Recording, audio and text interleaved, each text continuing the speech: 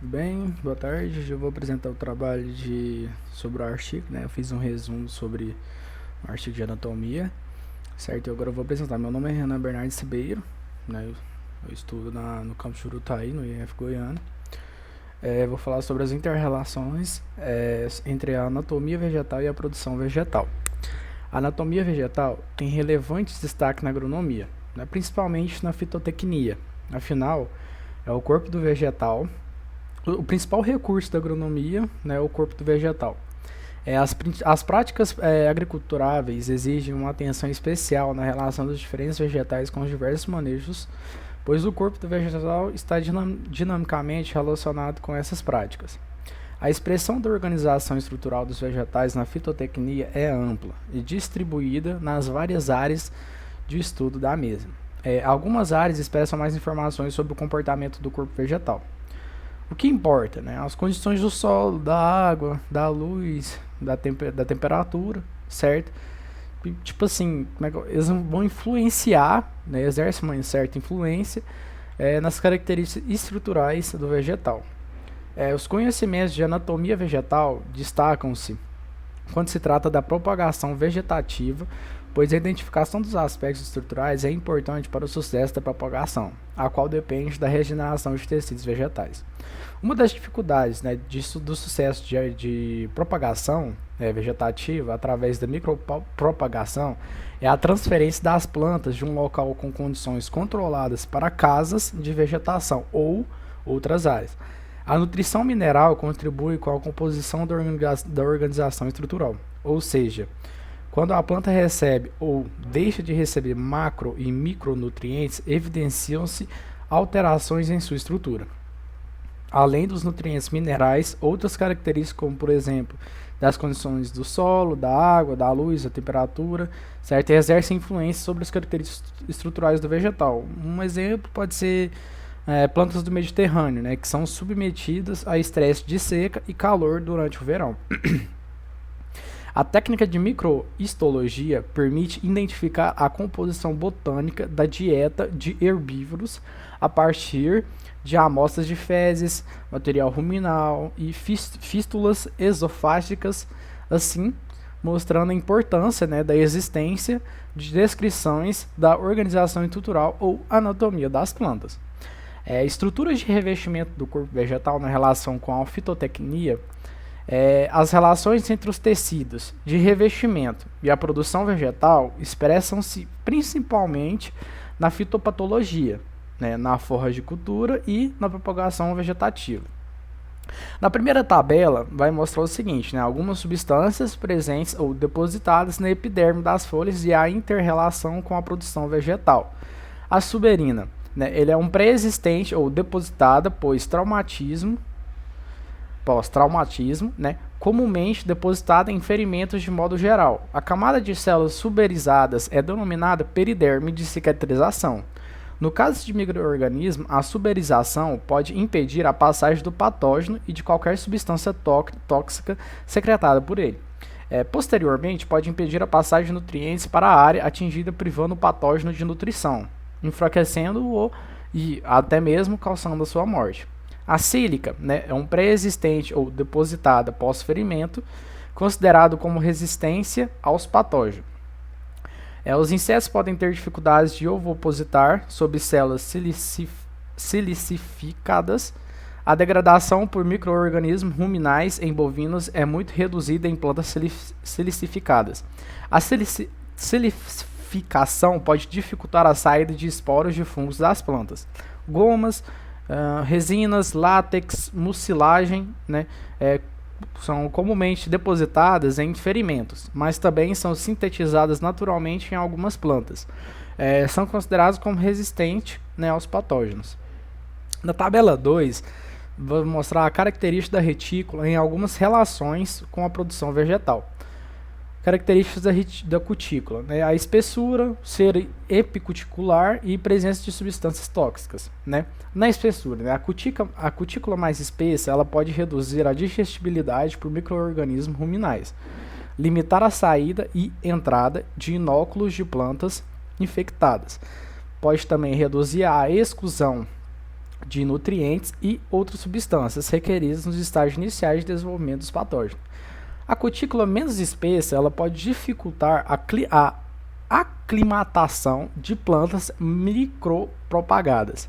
A cera epicuticular pode proporcionar resistência a patógenos que dependem da água para germinação ou multiplicação, pois às vezes ela impede a formação de um filme d'água, contínuo sobre a superfície foliar.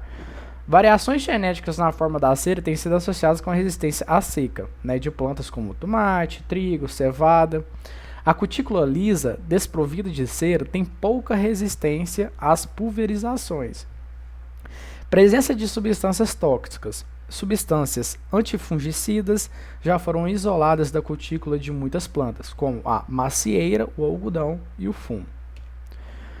Algumas observações foi que os estômatos são estruturas importantes para a produção vegetal, que será mostrado na tabela 3, pois representam a porta de entrada e escoamento dos gases para a fotossíntese, processo primordial relacionado à produtividade vegetal, além de serem também porta de entrada para micro-organismos. A tabela 3 ela vai mostrar algumas características dos estômatos, certo? Em algumas relações com a produção vegetal.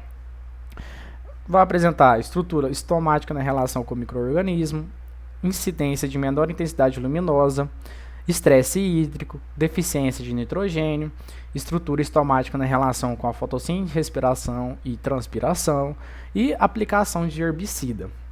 Os tricomas, tal como a cutícula e estômatos, também se manifestam de diferentes maneiras de acordo com as condições oferecidas às plantas. Isso é mostrado na tabela 4. Uma das relações mais importantes dos tricomas com a produção vegetal está na presença destes nas sementes de algodão. Na tabela 4 vai mostrar as características dos tricomas em algumas relações com a produção vegetal. A morfologia e densidade. Alta densidade pode interferir na continuidade do filme d'água sobre a superfície da planta, dificultando a germinação dos esporos, a multiplicação de bactérias, a ovoposização de insetos adultos e a nutrição e mobilidade de larvas. A densidade dos tricomas mediante condições oferecidas pode ser o aumento, Isso depende da espécie, Na ausência de ferro, ambiente seco e locais ensolarados, que vai apresentar o estresse hídrico, a presença de umidade elevada, E a redução, que é a deficiência de zinco. A tabela 5 vai mostrar as inter-relações entre os tecidos lignificados e a deposição de lignina e a fitopatologia. A lignina e a fitopatologia. A lignificação pode proporcionar um aumento na resistência das paredes à ação de enzimas degadadoras, impedindo a difusão de toxinas do patógeno em direção ao hospedeiro. Nas folhas, o xilema e as fibras esclerenquimáticas ricas em lignina podem interromper o avanço de fungos e bactérias, originando sintomas denominados de manchas angulares. A menor proporção de tecidos lignificados pode significar maior resistência aos micro-organismos patógenos que habitam o xilema.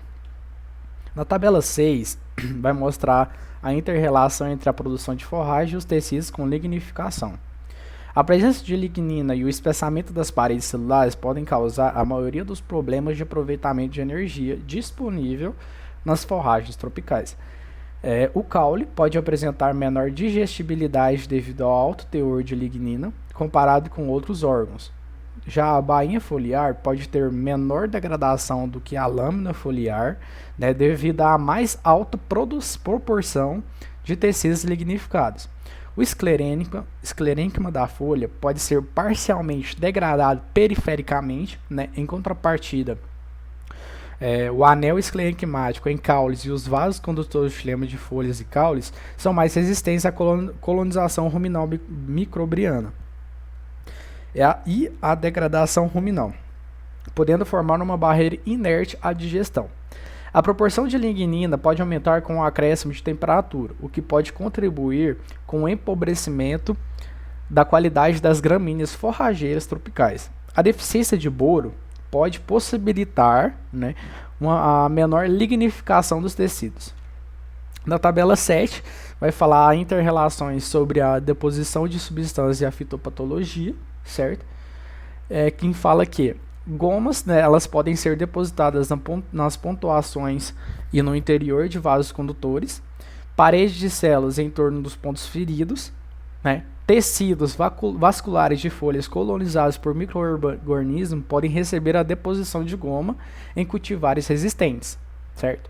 Em plantas infectadas por fungos, pode ocorrer a deposição de material celulósico, né? No caso a calose, e de lignina, dando origem a uma bainha ou tubo lignífero, né? Como a maioria chama. Frutos infectados por micro-organismos podem ter as paredes das células próximas das feridas com acumulação de calose, no caso, o material celulósico. Na tabela 8, no parênquima, vai falar sobre o parênquimas e a inter-relação com a fitopatologia. Parênquima na relação com a fitopatologia, certo? Vai mostrar em que as cultivares da mesma espécie podem apresentar densidade, compactação e espessura da parede das células do parênquima palissádico, diferenciados, né, resultando em diferenças quanto à resistência aos micro-organismos. Células do parênquima cortical de raízes, ao serem parasitadas por nematóides, podem apresentar intensas hipertrofia, certo? E ao redor dessas, né, células de xilema anormais, de tamanhos reduzidos e providos de espessa parede, que aparentemente representariam um esforço da planta hospedeira no sentido de conter o desenvolvimento das células gigantes. Caracterização das fases de desenvolvimento das células gigantes, certo? É a fase em que vai fazer o desenvolvimento das células. Pode ocorrer suberização interna em medula de caules como reação à defesa contra os micro-organismos, né, certo? A compactação natural dos tecidos internos dos caules é um fator físico, certo? De resistência a várias espécies de insetos. Né? Uma planta, ela pode manifestar sua resistência sob determinadas condições e manter ou não esse caráter em outras condições. A tabela 9, como estava no artigo, ela fala sobre os parênquimas e a inter-relação com a propagação vegetativa para a produção vegetal. Métodos de propagação vegetativa e a relação com parênquimas. Para o processo de enxertia na soldadura dos fragmentos, né, ramas ou se não até gemas, estão envolvidas as células parenquimáticas, pois sendo totipotentes, preservam a capacidade de se dividir e produzir novas células. Essas células, neste caso, geralmente estão localizadas no câmbio vascular e no floema. A desdiferenciação e a consequente divisão celular origina primeiramente uma massa celular que é denominada calo. O calo ele é considerado tecido cicatricial e é produzido por ambas as partes seccionadas. No processo de estaquia, a formação de raízes adventícias nas estacas inicia-se a partir de certo grupo de células, chamadas de células iniciadoras de raízes, certo? O meristema secundário, que vão se dividindo, diferenciando-se e formando os primórdios radiciais. Por crescimento, o primórdio atravessa o córtex e emerge na epiderme, constituindo a nova raiz. Em casos de micropropagação, os parênquimas clorofilianos podem apresentar alterações celulares, causando vulnerabilidade à transferência das plantas para condições externas. Na tabela 10, né, onde falava no artigo que o parênquima clorofiliano e as inter-relações com a produção vegetal em situações de diferentes condições de tratamento. Estresse hídrico. Ele pode ocorrer um aumento na densidade, certo? Redução dos espaços intercelulares e no tamanho das células do mesofilo. A luz, ela interfere em quê, né? As plantas umbrofilas submetidas ao pleno sol podem apresentar redução de parênquima nas folhas que surgem, né, no decorrer do tempo. A omissão de boro, né, que são os tecidos meristemados, podem apresentar inibição da divisão e alongamento celular, hipertrofia de células, desorganização de elementos vasculares em raiz, e isso pode impedir que a planta complete seu ciclo.